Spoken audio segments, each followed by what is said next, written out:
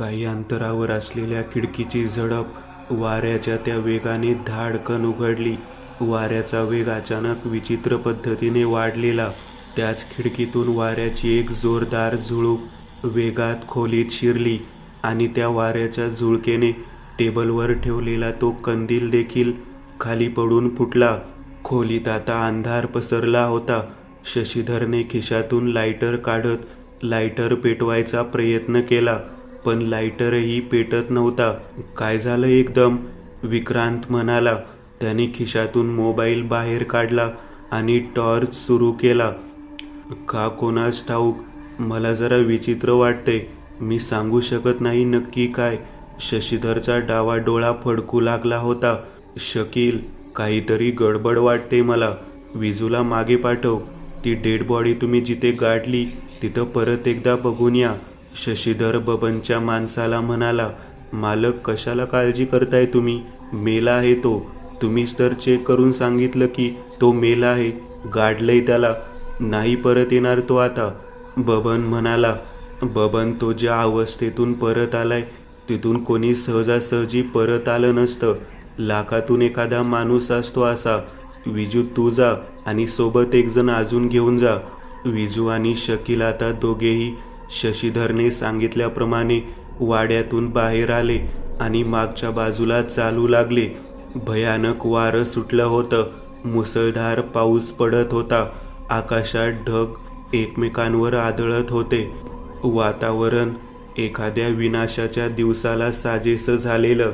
काका, निघायचं का? विक्रांत म्हणाला. थांब जरा, या वातावरणात नको उगाच रिस्क. त्याने घड्याळाकडे बघितलं. 4:10 झालेली. वेळ हळू झाल्यासारखी वाटत होती, कारण मघाशी त्याने पाहिलेलं तेव्हा 4:07 झालेली. शशीधर अजून चिंतित झाला. त्याने सिगरेट पेटवली, त्याच लायटरने, जो मगाशी चालत नव्हता. सिगरेट ओढत तो त्याच खोलीत चक्रा मारू लागला. आता का कोणास ठाऊक तो परत एकदा केशव आणि फिरोजला ठेवलेल्या त्या खोलीजवळ आला आणि त्याने आतमध्ये नजर टाकली. ते दोघे तिथेच होते. केशव खुर्चीवर बांधलेल्या अवस्थेत रडत होता. फिरोज अजूनही बेशुद्ध होता. तसाच तो काही वेळ तिथे उभा राहिला. सिगरेट ओढून संपली देखील आणि आता तो बाहेर आला. काय झालं हे? दोघे अजून आले कसे नाही? किती वेळ लागतोय मागे जाऊन बघून परत यायला? शशीधर म्हणाला. अरे ऐका, मागं जाऊन बघा एकदा काय झाले. हे दोघं आले कसे नाही अजून? बबनने आवाज दिला. बाहेर पडवीत बसलेले दोघेजण आता मागच्या बाजूला गेले. सावधपणे ते आता वाड्याच्या मागच्या बाजूला असलेल्या त्या मोकळ्या जागेपासून काही अंतरावर असलेल्या झाडाजवळ आले. अंधारात काही दिसत नव्हतं. अचानक आकाशात वीज चमकली आणि त्या प्रकाशात त्या दोघांनी जे पाहिलं ते पाहून त्यांचं काळीज अक्षरशः तोंडाशी आलं होतं. खड्डा पूर्ण उकरलेला आणि बाजूला मातीचा ढीग पडलेला. आजूबाजूला कोणीच नव्हतं. परत अंधार झाला. त्यातल्या एकाने टॉर्च काढत सुरू केला आणि त्या बाजूला प्रकाश मारला आणि तसाच त्याच्या टॉर्चचा प्रकाश झोत त्यांच्याच उजवीकडे गेला आणि तो भीतीने जोरात किंचाळला. एकावर एक 2 छिन्नविछिन्न अशी प्रेतं त्याच दिशेला असलेल्या झाडाखाली पडलेली होती. दोन्ही प्रेतांची मुंडकी बाजूला धडावेगळी होऊन पडलेली. एखादं जनावर काय, पण चांडाळाला सुद्धा अशा रीतीने कधी शिकार करत नसेल इतकं विभत्स ते दृश्य होतं.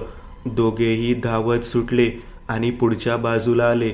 मालक, मालक, ते दोघं. काही बोलता येत नव्हतं दोघांना. काय झालं? बबन म्हणाला. तो तिथे नाहीये. खड्डा उकरलेला आहे आणि ते दोघे, त्या दोघांची प्रेत पडलेली आहे तिथं. काय? अरे पण तो तर मेला होता ना. विक्रांतची आता भीतीने हालत खराब झाली. शशीधर थरथरत होता. मालक, घाबरू नका, मी बघतो. बबनने आता बाजूला पडलेली कुऱ्हाड उचलली. तो बाहेर आला. तुम्ही दोघं वाड्याच्या मागे चला माझ्यासोबत आणि तुम्ही तिघे वाड्याच्या आजूबाजूला बघा. तो झाडीत कुठंतरी असेल. दिसला तर त्याच्याशी भिडायला जाऊ नका. पळत वाड्यात या. आम्ही मागे जाऊन येतो, बबन म्हणाला. कमरेला खोचलेली गन त्याने शशीधरकडे दिली. मालक हे घ्या, आम्ही आलोच. बबन असं म्हणून आता निघून गेला. त्याच्याबरोबर 2 माणसं होती आणि अजून 3 माणसं आता वाड्याच्या अंगणातून बाहेर आली. प्रत्येकाच्या कडेच एक एक हत्यार होतं. कोणाकडे कोयता, कोणाकडे तलवार, तर कुणाकडे चोपर अशी हत्यार होती. ते तिघेही आता वाड्याच्या हद्दीतून बाहेर आले. इकडे तिकडे बॅटरीचा प्रकाश मारत आता ते बघू लागले. चालत चालत ते गाडीच्या जवळ आले. तिघेही 3 बाजूला काही फुटांतरापर्यंत आले. एक जण झाडीच्या जरासा जवळ आला. आता झाडी त्याच्यापासून 4 फुटावर होती. झाडीत काहीतरी चमकलं. तो जरासा सावध झाला. चमकणारी ती गोष्ट म्हणजे एका माणसाचे डोळे होते हे त्याच्या लक्षात येईपर्यंत त्याचा हात त्याने धरत त्याला झाडी तोडून घेतलं होतं. मुसळधार कोसळणाऱ्या पावसाच्या आवाजामध्ये कोणालाच काहीही समजलं नाही. झाडी तोडून घेताच त्याच्या हातातली बॅटरी खाली 2 दगडांच्या खाचेत उलटी पडली आणि तिचा प्रकाश वरच्या बाजूला पडत होता. त्याने भेदरलेल्या अवस्थेत समोर बघितलं. चिखलात पूर्णपणे बरबटलेला तो त्याच्या समोर उभा होता. अगदी अर्ध्या फुटावर. त्याच्या तोंडून एक किंकाळी बाहेर पडली. राजने दोन्ही हातांनी त्याचं मुंडकं धरत 360 अंशाच्या कोनात फिरवलं आणि त्याचं शिर अगदी सहज धडाच्या वेगळं करत झाडीतून बाहेर फेकलं. रक्ताची चिळकांडी बाजूला उडाली.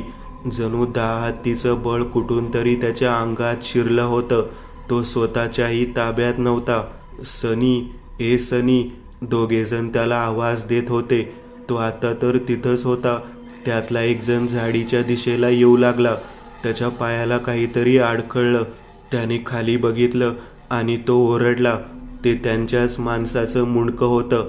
डोळे तसेच उघडे होते. तो ओरडत वाड्याकडे पळत सुटला.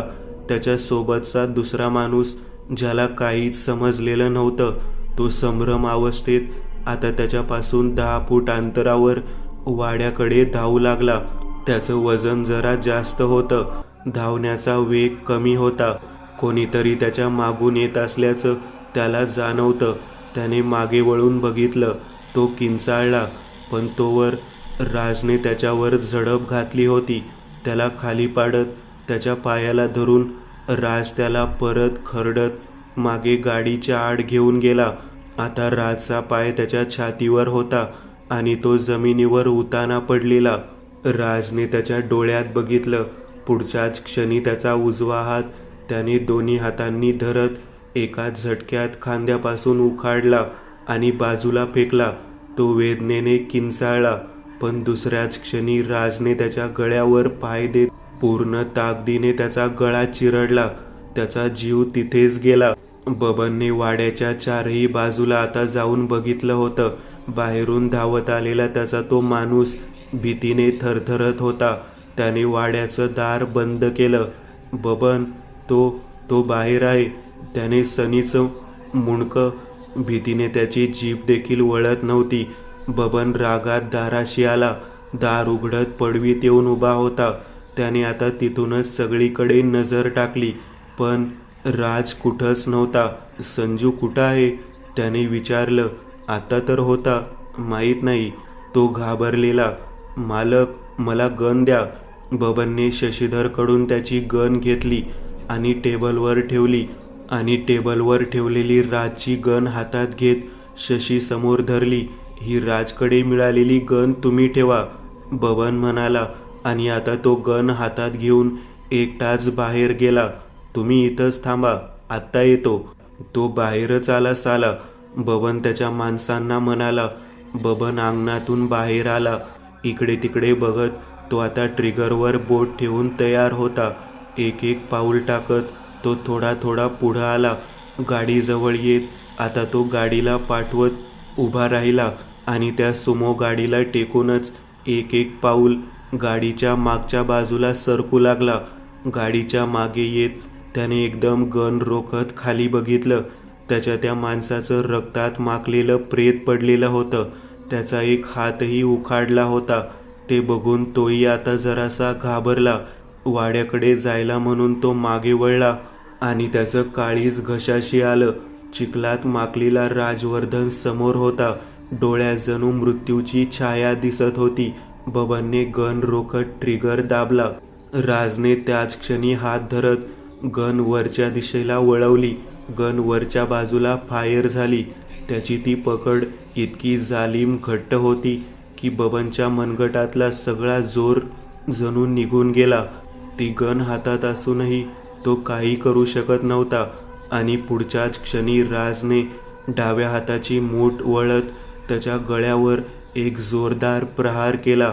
क्षणभरासाठी बबनच्या डोळ्यासमोर अंधारी आल्यासारखं झालं आणि पुढच्याच क्षणी बबनच्या मनगटातून भयंकर अशी वेदना त्याच्या मेंदूवर जाऊन आदळली. डोळे उघडून त्याने समोर बघितलं तर त्याचं मनगट त्याच्या हाताला लोंबत होतं आणि ती गन देखील तशीच त्याच्या बोटाला लोंबत होती.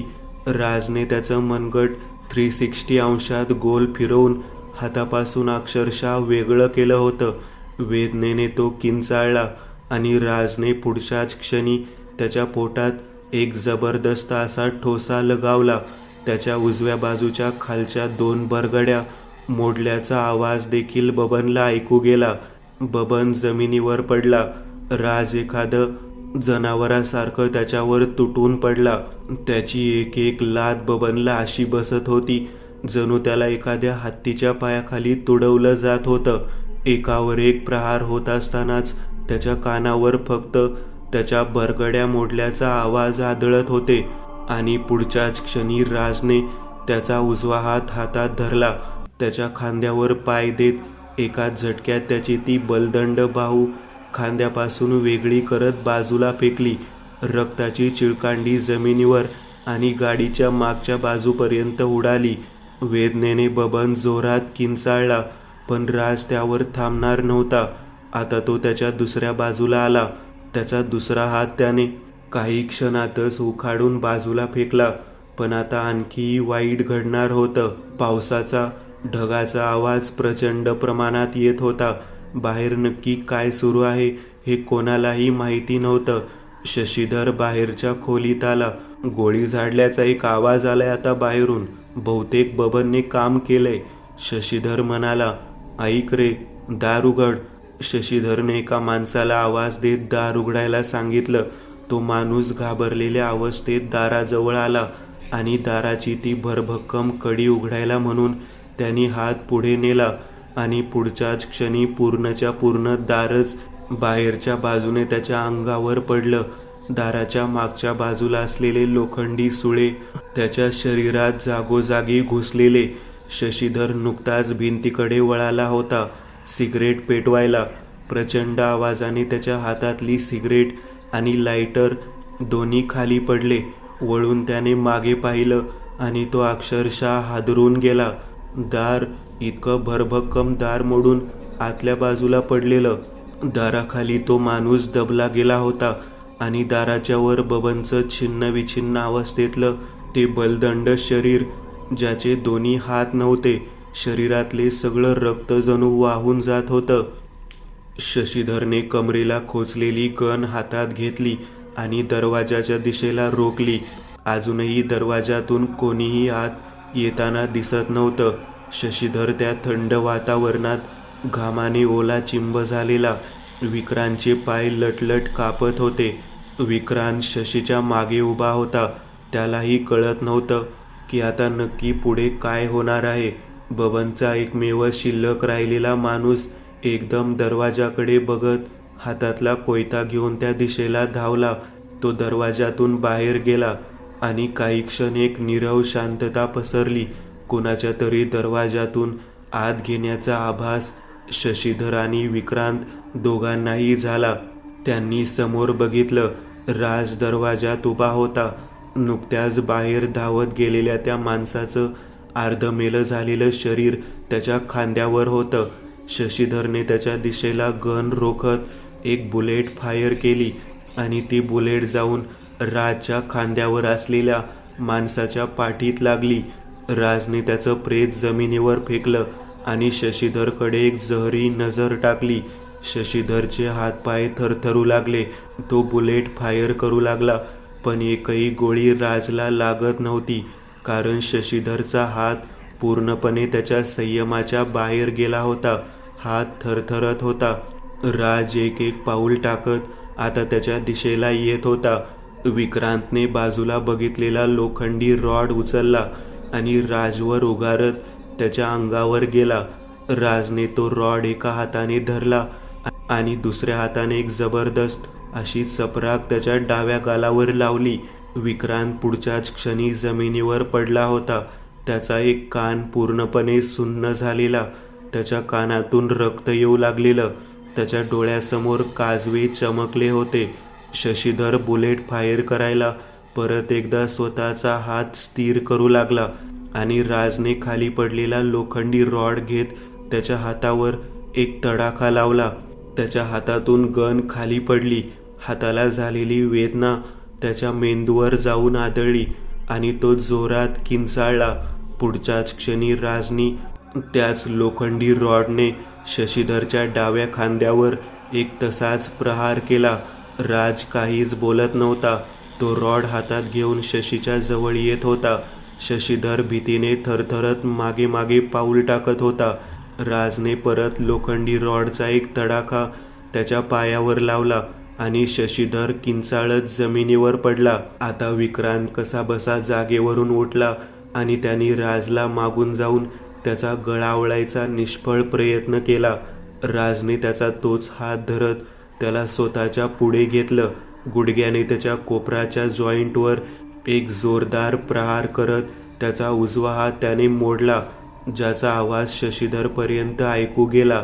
राजने आता एक जबरदस्त ठोसा विक्रांतच्या डाव्या बरगडीवर मारला आणि त्याच्या खालच्या 4 बरगड्या मोडल्या. त्याच्या तोंडातून रक्त बाहेर पडलं. राजने त्याची कॉलर धरत एक सनसनीत चपराक त्याच्या गालावर लावली आणि विक्रांत आता जमिनीवर धूळ चाटत पडला. शशीधर कसाबसा उठून आता पळून जायच्या तयारीत दरवाजाच्या दिशेला धावू लागला. राजने त्याच्यावर झडप घातली. त्याच्या डाव्या हाताची 4ही बोट त्यांनी एका क्षणात काडीसारखी मोडून टाकली. ती 4ही बोट आता त्याच्या हाताला नुसती लोंबत होती आणि तो वेदनेने विवळत होता. तो आता जमिनीवर पडला होता. राजने त्याच्या तोंडावर स्वतःचं पाऊल ठेवलं होतं. त्याच्या पायाचा सगळा चिखल शशीच्या तोंडाला लागलेला. विक्रांत परत एकदा कसाबसा उठून उभा राहिला. राज शशीधरवर स्वतःचा राग काढत असल्याचं पाहून आता त्याने तिथून पळून जाण्याचा विचार मनात आणला आणि तो दरवाजाकडे कोपऱ्याने धावू लागला. राजने मागून जात त्याला धरलं आणि त्याचं डोकं समोरच्या भिंतीवर तो 5-6 वेळा आदळू लागला. त्याचं डोकं फुटलं होतं. कपाळ मोक्ष झाला होता. वेदनेने तो अक्षरशः किंचाळत होता. आता शशीधर आणि विक्रांत दोघेही जमिनीवर होते. राज, प्लीज आम्हाला मारू नकोस. प्लीज, आम्ही माफी मागतो तुझी. आम्हाला पैसे नको, आम्हाला काहीच नको. प्लीज आम्हाला जिवंत सोड. अरे कधी काळी आपण मित्र होतो यार. विक्रांत आता गयावया करू लागला. अरे मी काका आहे तुझ्या वडिलांचा भाऊ आहे मी. प्लीज मारू नकोस. मला सोडून दे. काही नकोय आता आम्हाला. आम्ही ऑलरेडी संपलोय. मेलेल्याला काय मारतोस तू? आम्ही आधीच मेलोय. हरामखोर. माझे आई वडील जेव्हा आत्महत्या करत होते तेव्हा नाही आठवलं का आपलं नातं? राजने त्याच्या थोबाडीत दिली. त्याच्या तोंडातून रक्त येऊ लागलं. आणि तू तर माझा मित्र होतास ना. किती मोठा धोका दिलास तू मला. तेव्हा नाही आठवलं का आपलं नातं? जमिनीवर पडलेला एक चॉपर आता राजने उचलला. अरे खरंच जे झालं त्याबद्दल मी तुझी क्षमा मागतो. मी आंधळा झालेलो प्रॉपर्टी आणि पैशाच्या लालसेने. प्लीज जाऊ दे आम्हाला. परत आम्ही कधी स्वतःचं थोबाड तुला दाखवणार नाही. शशीधर आता गुडघ्यावर आला होता. तो रडत होता. अचानक राजचं मन जणू पाघळू लागलं. तो आता केशवच्या खोलीकडे वळाला. त्याने एक पाऊलच पुढे टाकलं होतं आणि इतक्यात शशीधरची झालेली एक छोटीशी हालचाल त्याच्या ध्यानात आली. शशीधरने जमिनीवर पडलेली ती गन हातात घेतली होती आणि आता तो राजवरती रोखून उठून उभा राहणार होता, पण पुढच्याच क्षणी राजने वळत हातातल्या चोपरने शशीधरचा तो हातच कोपरापासून छाटून टाकला होता. त्याचं पागळलेलं मन आता परत एकदा ज्वालामुखीसारखं क्रोध ओकू लागलं. शशीधरला स्वतःचा हात छाटला गेल्याचं पहिली 4 सेकंद समजलंही नव्हतं. राजने आता चॉपर खाली टाकला. जमिनीवर पडलेल्या शशीधरला त्याने दोन्ही हातांनी वर उचलला आणि बाजूला असलेल्या भिंतीवर फेकलं. आता त्याचा विक्रांतवरही पारा चढला होता. विक्रांतला उठवून उभं करत त्याने त्याच्या जबड्यावर एकावर एक प्रचंड ताकदीचे ठोसे लावायला सुरुवात केली. विक्रांतचे दात जमिनीवर पडत होते. त्याचं नाक फुटलं होतं. त्याचे डोळे लाल झाले होते. पूर्ण चेहरा अक्षरशः त्याने चेपवून टाकला होता. क्रोधाच्या अग्नीने आता तो पूर्णपणे पिसाळला. आता जमिनीवर पडलेल्या शशीधर आणि विक्रांतला त्याला खरडत आता वाड्याच्या बाहेर आणलं. त्या लहानशा खोलीमध्ये तो आता इकडे तिकडे बघू लागला. त्याला दारूची एक अर्ध्यापेक्षा जास्त भरलेली बाटली तिथं दिसली. त्याने ती बाटली आता हातात घेत उघडली. त्या दोघांची अर्धमेलं झालेली शरीरं आता त्या दारूने त्याने भिजवली आणि त्याने आत येत तो लायटर हातात घेतला. आतमधून तो बाहेर आला. लायटरचा खटका दाबत त्याने तो लायटर पेटलेल्या अवस्थेत त्या दोघांच्याही मध्यभागी टाकला. त्या दारूने पेट घेतला. स्वतःच्या अंगाला आग लागताच त्यांची अर्धमेली झालेली शरीर तडफडू लागली. दोघेही आता किंचाळू लागले. ते तसेच 2 ते 3 मिनिट भाजत तडफडत राहिले, किंचाळत होते. विक्रांत कसाबसा उठून उभा राहिला. शशीधर देखील काही क्षणांनी त्याच जळणाऱ्या अवस्थेत उठून उभा राहिला. बाहेर बरसत असणाऱ्या पावसात जाण्यासाठी आता विक्रांत वाड्याच्या दरवाजाजवळ कसाबसा आला आणि तिथून तो थेट बाहेर धावत अंगणात आला. शशीधर देखील आता किंचाळत वाड्याच्या दाराशी आला आणि त्याने स्वतःला बाहेर झोकून दिलं. विक्रांतचं जळणारं शरीर अंगणात सैरभैर धावत होतं. वरून बरसणारा पाऊस त्याच्या अंगाला लागलेली आग काही अंशी विझवत चालला होता. जमिनीवर साचलेल्या पाण्यावर त्यांनी स्वतःचं शरीर झोकून दिलं आणि आता तो पूर्णपणे भिजला. शशीधर देखील बाजूला साचलेल्या पाण्यात लोळत स्वतःची आग विझवू लागला. राजने वाड्याच्या दारात येत दोघांकडे बघितलं.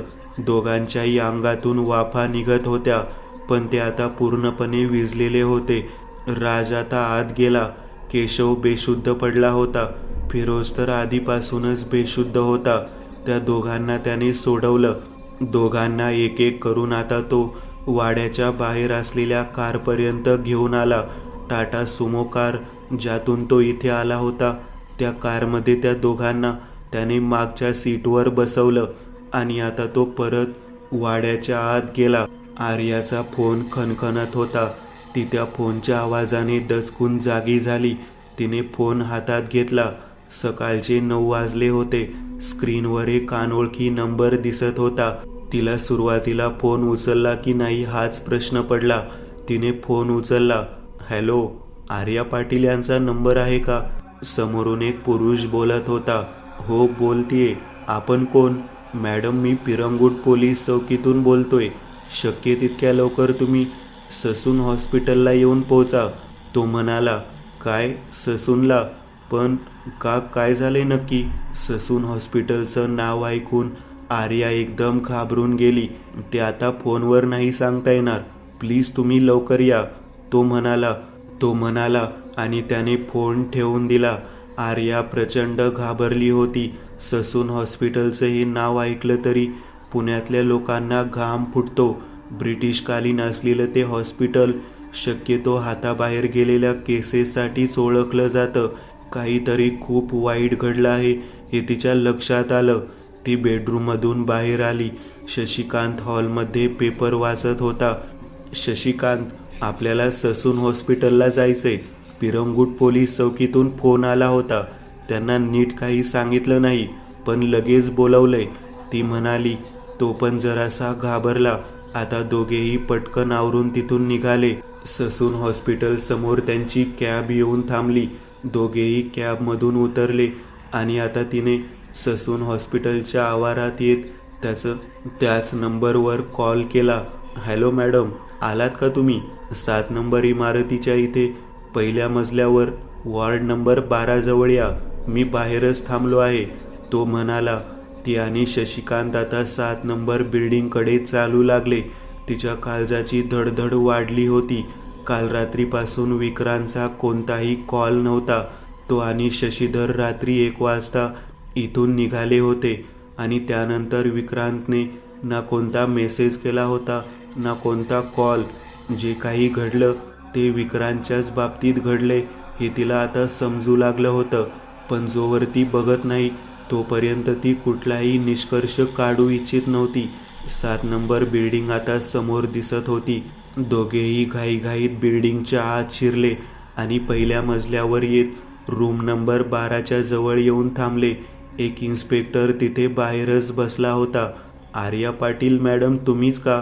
मीच तुम्हाला फोन केला होता. मी सब इन्स्पेक्टर कुंभारे. मी पिरंगुट पोलीस चौकीला असतो. साहेब, नक्की का बोलवले आम्हाला इथे? काय घडलंय? शशिकांतने विचारलं. आज सकाळी 6:30च्या जवळपास आम्हाला एक फोन आला. पिरंगुट घाटाच्या मध्यभागी रस्त्याच्या कडेला असलेल्या एका कचऱ्याच्या ढिगाच्या मागच्या बाजूला 2 जण अर्धवट जळालेले पडलेले एका माणसाने पाहिले. ते जिवंत आहेत असं तो फोनवर म्हणाला. आम्ही लगेचच ॲम्ब्युलन्स घेऊन तिथे पोहोचलो. एक तरुण व्यक्ती आणि एक वयस्कर माणूस असे ते दोघे होते. त्या दोघांनाही आम्ही तिथून थेट ससूनला घेऊन आलो. इथे आल्यावर त्यांची ट्रीटमेंट सुरू झाली. दोघं जवळजवळ 55 ते 60% भाजलेले आहेत. त्यातल्या एका माणसाकडे एक मोबाईल मिळाला. मोबाईलमधूनच लास्ट जे काही 2-3 नंबर डायल झाले होते त्यावर आम्ही कॉल करायला सुरुवात केली. पहिले 1-2 नंबर जे होते ते फोन बंद येत होते, त्यामुळे 3रा नंबर तुमच्या नावाने सेव्ह होता. तो कॉल मग तुम्ही उचललात. त्यांच्या खिशात एक पाकिटही मिळालं. त्यांचं ड्रायव्हिंग लायसन काही प्रमाणात ते जळालं होतं, पण त्यांचं नाव मात्र समजत होतं, विक्रांत पाटील. हे आपले कोण? त्याने विचारलं. तिच्या डोळ्यातून भळाभळा अश्रू वाहू लागले. तो नवरा आहे माझा, मला त्याला बघायचं आहे. ती रडत रडत आता त्या वॉर्डच्या आत शिरली. शशिकांत आणि इन्स्पेक्टर पण मागे आले आणि 2ऱ्या का 3ऱ्या बेडवर तो दिसला. अंगावर एक लोखंडी जाळी ठेवून त्याच्यावर एक पांढरी चादर टाकून त्याचं शरीर झाकण्यात आलं होतं. त्याचा अर्धा चेहरा जळाला होता. डोक्यावरची केस जळून गेली होती. चेहरा इतका जळालेला की त्याच्याकडे बघवत नव्हतं.